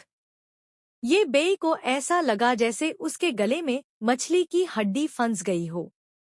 तुम इस तरह के क्रैपी बीड से किसी को मारना चाहते हो? क्या तुम पागल हो? यी फेंग के शब्दों ने ये बेई के चेहरे को और भी बदसूरत बना दिया। दबे हुए गुस्से से एक सेक्ट ग्रेड ट्रेजर उसके लिए सिर्फ एक क्रैपी बीड था। यी फेंग की उदासीन और सच में तिरस्कारपूर्ण एक्सप्रेशन को देखते हुए ये बेई को अचानक कुछ समझ आ गया। यह पता चला कि यह व्यक्ति वह नहीं था जो उसने सोचा था, बल्कि बिल्कुल वैसा ही था जैसा लू किंगशान को संदेह था, एक सच्चा अद्वितीय एक्सपर्ट। थंप! इस थॉट के साथ ये बेई का दिल नीचे जा गिरा। उसकी आंतें एक पल में पछतावे से हरी हो गईं। उसने वास्तव में इतनी कठोर प्लेट में लात मारी थी। वह अपनी जान बचाकर भागना चाहता था, लेकिन इससे पहले कि वह उठ पाता, यी फेंग का पैर बेरहमी से उसकी छाती पर लगा। क्रैक! इस स्टॉम्प ने ये बेई की पसलियां तोड़ दी और तीव्र दर्द ने उसे बोलने में असमर्थ कर दिया। हालांकि यी फेंग का उसे जाने देने का कोई इरादा नहीं था। यह पोजर शायद कमजोर हो, लेकिन उसे सिर्फ कमजोर होने के कारण नहीं बख्शा जा सकता था। आखिरकार वह हॉल को चैलेंज करने आया था, जिसने उन्हें जीवन और मृत्यु के दुश्मन बना दिया था। नरम दिल होना असंभव। यी फेंग वास्तव में मुर्गियों को मारने से थोड़ा डरता था, लेकिन लोगों को मारने के मामले में यह एक और वर्ल्ड थी। आखिरकार और उसने चुपके से कुछ पहले ही निपटा लिए थे। इसलिए यी फेंग ने उसे पकड़ा और ये बेई की डरावनी गेज के बीच उसने उसकी बाह तोड़ दी इससे पहले कि उसे वापस जमीन पर भारी फेंक दिया। ये बेई का दिल मृत राख के रंग से भर गया। भले ही उसने अपनी सारी कल्टीवेशन का इस्तेमाल किया, ये फेंग के अटैक्स ने उसे अभी भी वास्तविक पीड़ादायक दर्द दिया। वह पहले से ही जमीन पर लेटा हुआ था, मौत के द्वार पर। सीनियर, मुझसे गलती हुई। कृपया मुझे बख्श दो, उसने कर्कश आवाज में बोला। उसने पूरे पछतावे के चेहरे के साथ दया की भीख मांगी। तुम्हें बख्श दूं? ये फेंग ठंडेपन से आगे बढ़ा और ये बेई पर 2 बार और स्टॉम्प किया। यह देखकर कि उसका गुस्सा ज्यादातर शांत हो गया था। जैसे ही वह सोच रहा था कि बिना खून बिखरे इस आदमी को कैसे खत्म किया जाए, अंदर के कमरे से एक थड़ की आवाज आई। शिष्य। यह सुनकर ये फेंग का चेहरा तुरंत चिंता से भर गया। उसने ये बेई पर एक नजर डाली, फिर अपने कपड़ों को देखा और एक पल के लिए झिझका, इससे पहले कि उसने धीमी आवाज में कहा, हेवन एक्सप्लोडिंग, है न? ठीक है, मैं इसे याद रखूंगा। मैं तुम्हें अभी के लिए बख्श देता हूँ, लेकिन कुछ दिनों में मैं खुद तुम्हारे दरवाजे पर आऊंगा। उसके साथ ये फेंग ने ये बेई को इग्नोर कर दिया और अंदर के कमरे की तरफ भागा। आखिरकार तुम भाग सकते हो लेकिन छिप नहीं सकते, चूंकि इस आदमी ने उसके हॉल को चैलेंज किया था। उसे निश्चित रूप से बदला लेने के लिए कुछ समय निकालना होगा। लेकिन अभी के लिए झोंग किंग की तुलना में यह कचरा निश्चित रूप से कम महत्वपूर्ण था। सच में, जब वह अंदर के कमरे में गया तो उसने देखा कि झोंग किंग होश में आ गया था, लेकिन अभी तक पूरी तरह से स्पष्ट नहीं था और बिस्तर से गिर गया था। उसके लिए दुखी होते हुए ये फेंग ने उसे उठाया और वापस बिस्तर पर रख दिया। ये फेंग को जाते देख ये बेई का दिल, जो उसके गले में फंसा हुआ था, आखिरकार सेटल हो गया। अपनी चोटों की परवाह न करते हुए वह अपने पैरों पर खड़ा हो गया और भागा। लेकिन क्योंकि उसकी चोटें बहुत गंभीर थी, वह उड़ान भरने की कोशिश करते ही जमीन पर गिर गया। एक पल बाद वह फिर से उड़ गया, लड़खड़ाता और रुक-रुक कर उड़ता हुआ पिंगजियांग सिटी के बाहरी इलाकों की तरफ भागा। जब तक वह हेवन एक्सप्लोडिंग गैंग में वापस पहुंचा, एक प्रतिष्ठित मार्शल एम्परर होने के बावजूद वह ढहने के कगार पर था। उसने जल्दी से 2 ग्रेड पिल्स निगल ली ताकि अपनी चोटों से थोड़ा उबर सके। अपनी सांस को एडजस्ट करने का समय भी नहीं लिया, वह ग्रैंड फॉर्मेशन के स्थान की तरफ भागा। सेक्ट मास्टर, तुम सच में पावरफुल हो। तभी 3 लोग ये बेई की तरफ दौड़े। वे पिंगजियांग चैम्बर ऑफ कॉमर्स के 3 मार्शल स्पिरिट्स थे। क्योंकि उन्होंने एक सीक्रेट टेक्निक का अभ्यास किया था, वे पैट्रियार्क किंगशान के हाथों से बचने में कामयाब रहे थे और हेवन एक्सप्लोडिंग गैंग में लौटने के बाद पोजेशन के जरिए रीबर्थ हासिल कर चुके थे। हालांकि वे अभी भी बहुत कमजोर दिख रहे थे, लेकिन वे वास्तव में पुनर्जीवित हो चुके थे। लू किंगशान और बाकियों को ऐसी दयनीय स्थिति में देखना सच में संतोषजनक है। हाँ, बिल्कुल।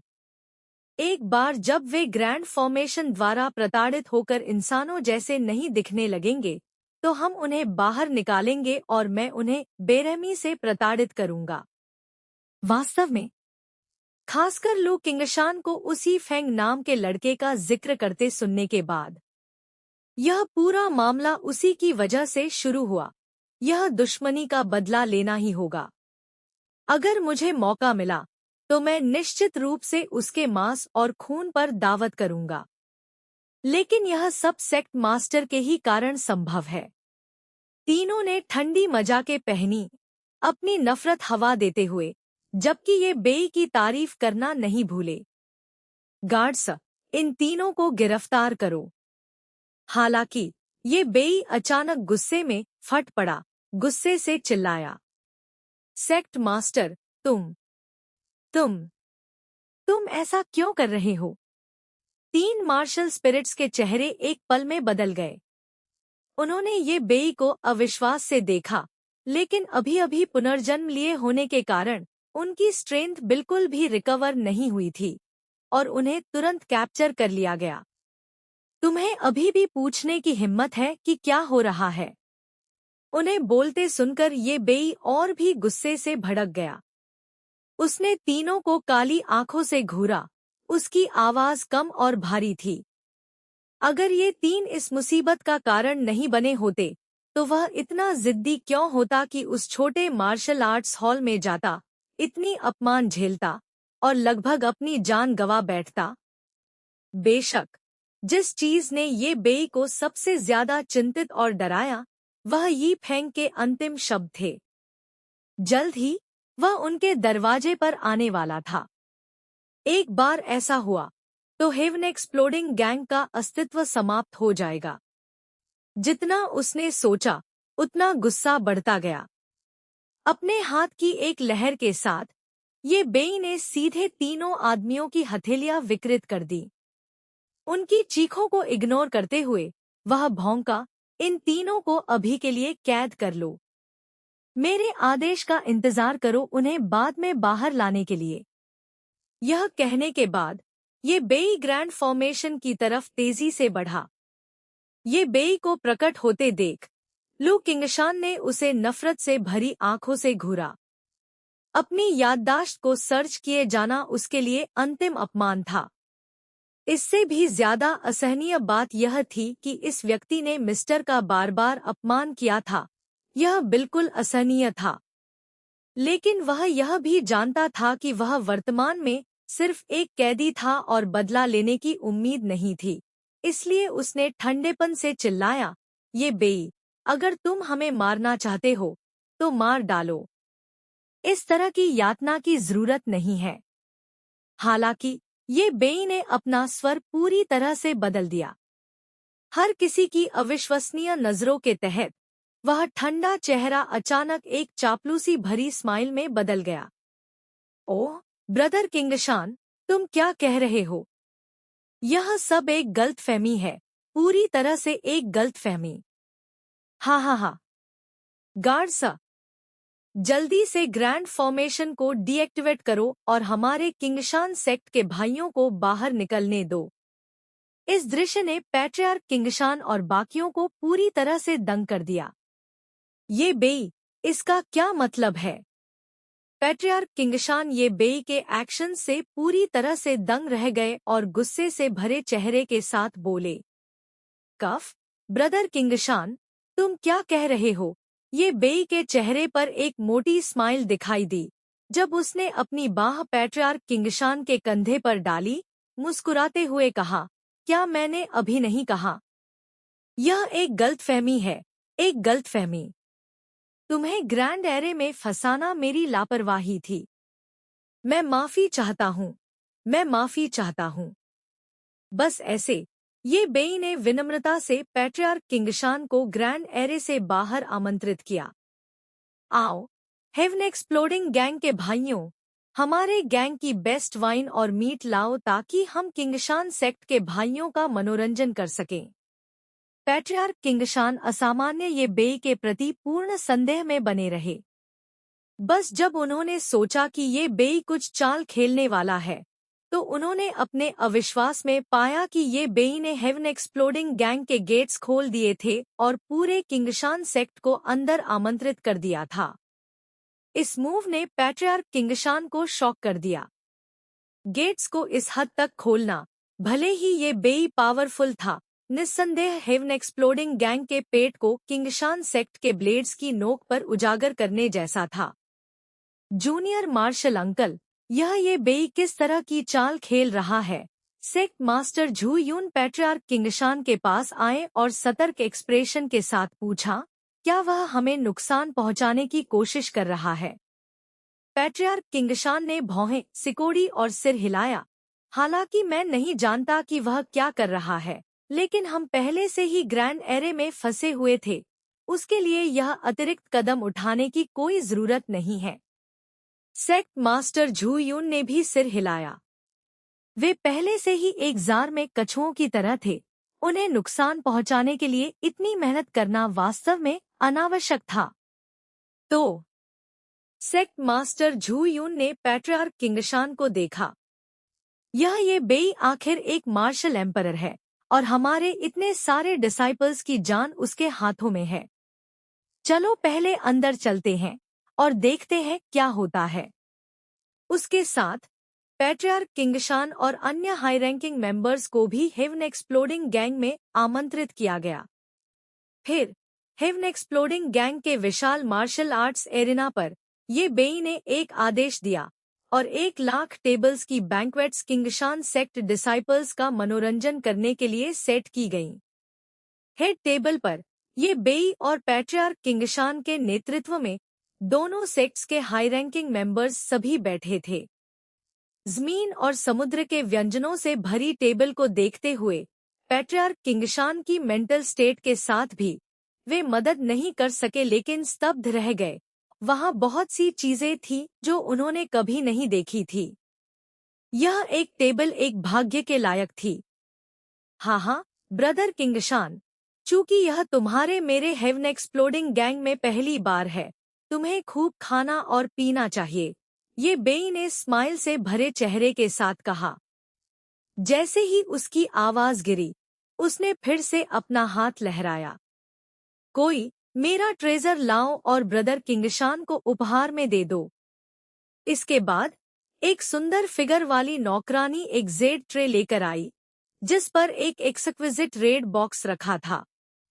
यह बॉक्स, पैट्रियार्क किंगशान ने इसे देखा आश्चर्यचकित होकर, क्योंकि बॉक्स की कीमत अकेली ही छोटी नहीं थी। यह दुर्लभ रेड फ्रेग्रेंट वुड से बना हुआ लग रहा था। ब्रदर, यह एक अच्छी चीज है। ये बेई ने रेड बॉक्स उठाया और उसका परिचय दिया। अंदर एक प्रकार की इंसेंस सैंडलवुड है जो मेरे हेवन एक्सप्लोडिंग गैंग के अल्केमिस्ट्स ने हुआजेन और जी स्पिरिट लीव्स जैसी कई कीमती मटेरियल्स का उपयोग करके बनाई है। इसे हुआजी सैंडलवुड या संक्षेप में हुआजी कहा जाता है। ब्रदर, मैं बढ़ा चढ़ाकर नहीं बोल रहा, लेकिन हम एक साल में केवल 20 स्टिक्स हुआजी का उत्पादन करते हैं। एक कश निश्चित रूप से तुम्हें इमोर्टल महसूस कराएगा, 10 दिनों की कड़ी साधना से ज्यादा मूल्यवान। मैं आमतौर पर इसे बाहर निकालने को तैयार नहीं होता, लेकिन चूंकि तुम आज यहाँ हो, मैं इसे तुम्हारे साथ शेयर करने को तैयार हूँ। यह कहते हुए उसने रेडवुड बॉक्स से एक स्टिक हुआजी निकाली। सच में, जैसे ही हुआजी दिखाई दी, यह एक समृद्ध फ्रेग्रेंस लेकर आई और ऐसा लगा जैसे किसी की कल्टीवेशन में भी थोड़ा सुधार हुआ हो। आओ, ब्रदर किंगशान के लिए हुआजी जलाओ। पैट्रियार्क किंगशान ने अपने सामने हुआजी पर भौहें सिकोड़ी, एक कश लेने की इच्छा का विरोध करने में असमर्थ। हालांकि ये बेई असामान्य रूप से व्यवहार कर रहा था और जरूर कुछ बात होनी चाहिए। उन्होंने प्रलोभन को दबाया और गहरी आवाज में पूछा, ये बेई, बस बोलो कि तुम्हें क्या कहना है। ब्रदर, देखो तुम क्या कह रहे हो। ये बेई ने गुस्से का नाटक किया और गुस्से में कहा, तुम्हारे छोटे भाई के रूप में क्या मुझे तुम्हें भोजन खिलाने के लिए कुछ छिपा मकसद रखना पड़ता है। पैट्रियार्क किंगशान ने फिर भी एक सीधा चेहरा रखा। ठीक है ब्रदर, मैं तुम्हें सच बताता हूँ। ये बेई पहले गलत था। मैं आवेगी था और बिना तथ्यों की जांच किए तुम सभी को ग्रैंड एरे में फंसा दिया। इस बिंदु पर ये बेई ने गुस्से की एक लुक दिखाई और गहराई से कहा, मुझे बाद में ही पता चला कि वे 3 बास्टर्ड वास्तव में मेरी पीठ के पीछे बाहर जाकर उन घृणित कार्यों को कर चुके थे। इसके बारे में बात करना शर्म की बात है। ये बेई के धर्मी भाषण को देखकर पैट्रियार्क किंगशान की आंखों में आश्चर्य दिखाई दिया। कोई उन 3 बास्टर्ड्स को मेरे पास लाओ। ये बेई ने अपना हाथ लहराया। जल्द ही 3 मार्शल स्पिरिट्स को ऊपर लाया गया। उनके चेहरे कड़वे थे और जैसे ही उन्होंने ये बेई को देखा, वे चिल्लाए, गैंग लीडर, इसका क्या मतलब है। क्या तुमने नहीं कहा था कि तुम हमें सुरक्षित रखोगे और बदला लेने में हमारी मदद करोगे? हम्फ, तुम 3 बास्टर्ड्स अभी भी बड़ी बातें कर रहे हो। उसके साथ ये बेई ने अपना हाथ लहराया और 3 सिर जमीन पर गिर गए। तीनों को यह भी नहीं पता था कि मौत में क्या हुआ। कफ, ब्रदर, ये 3 सिर तुम्हारे लिए हैं। ये बेई ने धर्मी आक्रोश के साथ कहा। ये बेई के एक्शंस की इस सीरीज ने पैट्रियार्क किंगशान को संतुष्ट महसूस कराया, लेकिन थोड़ा शर्मिंदा भी। यह पता चला कि वे एक छोटे आदमी के दिल से एक सज्जन व्यक्ति का न्याय कर रहे थे। ब्रदर, क्या तुम अब इस हुआजी का एक कश ले सकते हो? तीनों को निपटाने के बाद ये बेई ने दोनों हाथों से हुआजी को पकड़कर स्माइल के साथ कहा, ठीक है। पैट्रियार्क किंगशान ने सिर हिलाया और सहमत हो गए। आखिरकार ये बेई इतना स्पष्टवादी था कि झिझकना अनुचित होता। उन्होंने हुआजी ले ली। यह देखकर ये बेई ने जल्दी से उसे उनके लिए जलाया। उन्होंने हुआजी का एक कश लिया और यह उनके दिल और फेफड़ों में समा गया। जैसे ही उन्होंने धुएं का एक बादल छोड़ा, सच में उनके शरीर में ओरिजिन क्यूई मोबिलाइज हो गई और उनकी कल्टीवेशन थोड़ी और रिफाइंड हो गई। यह सच में एक अच्छी चीज है। पैट्रियार्क किंगशान प्रशंसा से खुद को रोक नहीं सके। हाँ, चूंकि तुम्हें यह पसंद है, ब्रदर, यह पूरा बॉक्स ले लो, ये बेई ने उदारता से कहा। मैं इसे कैसे स्वीकार कर सकता हूँ? पैट्रियार्क किंगशान ने शर्म से कहा, लेकिन बोलते समय उनके हाथ ने बेईमानी से रेड बॉक्स को उनके वस्त्रों में टक दिया। इतनी अच्छी चीज के साथ इस पूरे बॉक्स को धूम्रपान करने से उन्हें 1 साल की कड़ी मेहनत की बचत हो सकती थी। इसके बाद शराब पीने का समय था। यह वाइन विशेष रूप से मार्शल कल्टीवेटर्स के लिए बनाई गई थी। 1 घंटे से भी कम समय में पैट्रियार्क किंगशान और बाकी लोग छोटे कदम चलने लगे। उनके चेहरे लाल हो गए। कोई मेरे भाई को आराम करने ले जाओ, ये बेई ने जल्दी से आदेश दिया। जल्द ही कई लोग पैट्रियार्क किंगशान और बाकियों को सहारा देने के लिए आए, उन्हें गेस्ट रूम्स की तरफ ले जाते हुए। पैट्रियार्क किंगशान और बाकियों को जाते देख ये बेई के मुंह के कोने धीरे धीरे ऊपर उठ गए। यह तथ्य कि ये बेई 30 साल की उम्र में मार्शल एम्परर और हेवन एक्सप्लोडिंग गैंग का लीडर बन सका, केवल टैलेंट की वजह से नहीं था। यह उसके दिमाग के कारण था, जो जानता था कि परिस्थितियों के अनुसार कैसे ढलना है। एक बुद्धिमान व्यक्ति परिस्थितियों के आगे झुकता है। यह एक कहावत थी जिस पर वह दृढ़ता से विश्वास करता था। गैंग लीडर यह लू किंगशान, सेक्ट मास्टर झू यून और किंगशान सेक्ट के विभिन्न एल्डर्स की जानकारी है। उनके स्वभाव, शौक और व्यक्तित्व सभी दर्ज हैं। इस समय एक एल्डर ये बेई के पास उड़कर आया और एक फाइल पेश की। ये बेई ने फाइल को पलटा, उसके मुंह के कोने ऊपर उठते हुए। बहुत अच्छा। मुझे तुम्हें यह सिखाने की जरूरत नहीं है कि आगे क्या करना है ना?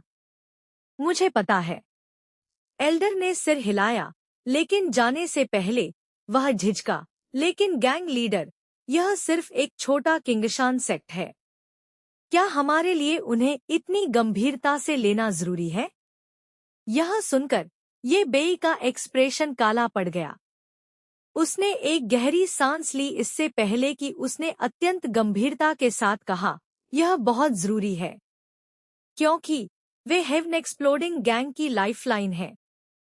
पैट्रियार्क किंगशान अपने कमरे में वापस आ चुके थे। थोड़े नशे में उन्होंने जितना सोचा उतना यह गलत लगा। भले ही ये बेई को पता हो कि कौन सही था और कौन गलत, अधिक से अधिक उसे बस उन 3 मार्शल स्पिरिट्स को उन्हें सौंपना था और अपने किंगशान सेक्ट को फॉर्मेशन से रिलीज करना था। माफी मांगने के लिए इतना बड़ा हंगामा करने की बिल्कुल जरूरत नहीं थी।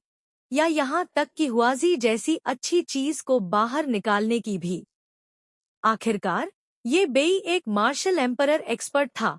उसके लिए खुद से एक मार्शल किंग के रूप में इस तरह से व्यवहार करने की कोई जरूरत नहीं थी। तभी ये बेई ने उस अद्वितीय डिवाइन ब्लेड को भी वापस कर दिया था।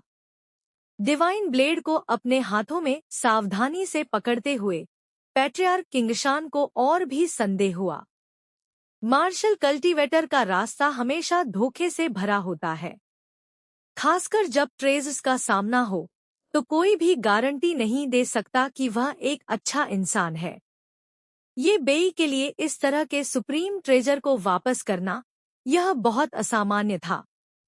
क्या हो सकता है कि वह पहले ही सीनियर से मिलने जा चुका हो? अचानक पैट्रियार्क किंगशान को एहसास हुआ। उन्हें स्पष्ट रूप से याद था वह दृश्य जहां ये बेई ने उनकी आत्मा को सर्च करने के बाद पिंगजियांग सिटी की तरफ भागा था। और अभी-अभी शराब पीते समय, हालांकि ये बेई ने इसे बहुत अच्छी तरह से छिपाया था, पैट्रियार्क किंगशान ने अभी भी पकड़ लिया था कि ये बेई के शरीर पर चोटें थी और वे काफी गंभीर थी। इन चीजों को जोड़ते हुए वे अनुमान लगा सकते थे कि ये बेई ने मास्टर को ढूंढ लिया होगा, आधा पीटा गया होगा और वापस भागा होगा। वापस आने के बाद उसने अपने किंगशान सेक्ट के साथ पूरी तरह से अलग व्यवहार किया। हर दूसरे वाक्य में उन्हें ब्रदर किंगशान कहा। यह स्पष्ट था कि ये बेई अपनी जान बचाने के लिए उन्हें लू किंगशान को इस्तेमाल करना चाहता था। यह सोचकर पैट्रियार्क किंगशान ने अपनी जांघ पर थप्पड़ मारा और उनका नशा अचानक उतर गया। कितनी लापरवाही! उनका चेहरा पूरे पछतावे से भर गया। वह लू किंगशान मास्टर के सामने क्या था? अगर मास्टर सच में किसी को मारना चाहता था तो वह लू किंगशान उसमें क्या भूमिका निभा सकता था? अगर चीजें गलत हुईं तो वे ये बेई की वजह से खुद पर एक जानलेवा आफत भी ला सकते थे। धिक्कार है ये बेई, कितनी गहरी स्कीमें हैं। पैट्रियार्क किंगशान ने बुरी तरह कोसा। उनका दिल यह सोचने लगा कि हुआजी को ये बेई को कैसे वापस किया जाए और साथ ही किंगशान सेक्ट के डिसाइपल्स को यहाँ से जितनी जल्दी हो सके ले जाया जाए, क्योंकि वे बहुत अच्छी तरह जानते थे कि वे इस चोर की नाव पर नहीं चढ़ सकते। हालांकि जैसे ही उन्होंने अपना मन बना लिया, दरवाजा अचानक खोल दिया गया। पैट्रियार्क किंगशान ने भौहें सिकोड़ी, सिर उठाया और तुरंत अपनी आंखें फैला लीं। उन्होंने दो युवा लड़कियों को देखा जिनकी त्वचा गोरी थी, दरवाजे के बाहर से अंदर आ रही थी। वे ज्यादा उम्र की नहीं थी और उनके छोटे शरीरों पर अभी भी थोड़ी बेबी फैट थी। उनके कपड़े सबसे ज्यादा आई कैचिंग थे। एक ने छोटी सफेद ड्रेस पहनी हुई थी और उसकी पीठ पर एक छोटी फॉक्स टेल टकी हुई थी, जबकि दूसरी ब्लैक बॉडी सूट में थी और उसके बंधे हुए बालों पर कैट ईयर्स की जोड़ी थी। ओल्ड एंसेस्टर, हमें गैंग लीडर ने आपकी सेवा करने के लिए भेजा है, दोनों लड़कियों ने एक साथ कहा। बोलते समय सफेद ड्रेस वाली लड़की ने पैट्रियार्क किंगशान पर मुंह बनाया। काली ड्रेस वाली लड़की तो जमीन पर रेंग भी गई, एक बिल्ली के आकर्षक पोस्चर को पूरी तरह से दिखाते हुए। पफ्ट! इस तरह का दृश्य देखकर पैट्रियार्क किंगशान के शरीर में क्यूई उमड़ पड़ी। यहाँ तक कि उनके मार्शल किंग रियल्म के साथ भी वे इसे लगभग दबा नहीं सके। ऐसा लगा जैसे उनका नाक से खून बहने वाला हो। धिक्कार है ये बेई, उसे कैसे पता कि मुझे इस तरह की चीज पसंद है? पैट्रियार्क किंगशान ने अपनी आंखें फैला लीं, लेकिन वे तुरंत समझ गए कि यह ये बेई द्वारा फेंका गया एक शुगर कोटेड बुलेट था। एक बार जब वे इसके लिए गिर गए तो वे निश्चित रूप से इस चोर की नाव पर चढ़ जाएंगे और उतर नहीं पाएंगे। स्थिर रहो, स्थिर रहो। मेरे ओल्ड एंसेस्टर ने इन सालों में हर तरह के तूफान देखे हैं, मुझे स्थिर रहना होगा। दोनों लड़कियों पर एक लंबी नजर डालते हुए पैट्रियार्क किंगशान ने अपनी आंखें कसकर बंद कर लीं, जमीन पर क्रॉसलेग्ड बैठ गए और अपने मुंह में कल्टीवेशन मंत्र का जाप करने लगे। ओल्ड एंसेस्टर, आपको क्या हुआ? आप हम दोनों बहनों को क्यों इग्नोर कर रहे हैं? हाँ, आओ और हम दोनों बहनों के साथ खेलो। उनके कानों में दोनों लड़कियों की मोहक आवाजें आ रही थी और उन दो जोड़ी नाजुक जेड हाथों ने पैट्रियार्क किंगशान के कानों के साथ साथ फिसलते हुए पैट्रियार्क किंगशान को पूरे शरीर पर हंसबम्स दे दिए और ठंडा पसीना उनके माथे से बहने लगा। हिस! दोनों लड़कियों ने पैट्रियार्क किंगशान के कानों में बाएं और दाएं से हवा भरी और उनकी उंगलियों ने पैट्रियार्क किंगशान की छाती पर गोलियां भी खींची। यह क्षण पैट्रियार्क किंगशान को लगभग सीधे क्यूई डिविएशन का शिकार बना दिया। ये बेई, तुम कमीने, मैं तुम्हारी दादी को कोसता हूँ। तुम बास्टर्ड, तुम बहुत घटिया हो। पैट्रियार्क किंगशान ने जोर से कोसा, उनका शरीर ऊपर की ओर फूटा, घर में एक छेद करते हुए प्रकाश की एक धारा में बदल गया और हेवन एक्सप्लोडिंग गैंग से दूर एक तालाब में सिर के बल गिर गए।